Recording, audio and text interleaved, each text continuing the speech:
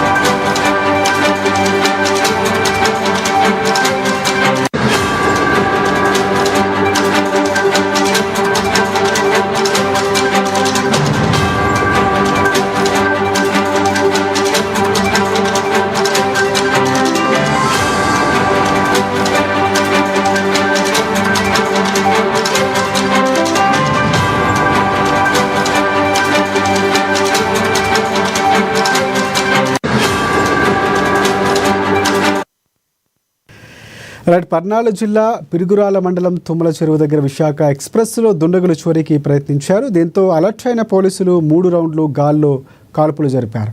ఒక్కసారిగా భయపడిన దొంగలు అక్కడి నుంచి పారిపోయారు. అయితే పిడుగురాళ్ల సమీపంలో వరుసగా రైళ్లలో చోరీలు బీహార్, మహారాష్ట్ర గ్యాంగులకు పాల్పడుతున్నారు. ఈ ముఠాలో 7 సభ్యులు ఉన్నట్లు పోలీసులు అనుమానిస్తున్నారు. వారం రోజుల్లో 2 సార్లు చోరీకి ప్రయత్నించినట్లు పేర్కొన్నారు. తెల్లవారుజామున చోరీకి పాల్పడడంతో పోలీసులు కాల్పులు జరిపారు. కాగా ఈ ఘటనపై పోలీసులు కేసు నమోదు చేసుకుని దర్యాప్తు చేస్తున్నారు. దొంగల బెడద నుంచి ప్రయాణికులు సురక్షితంగా గమ్యస్థానాలకు వెళ్లే విధంగా చూస్తామని తెలిపారు.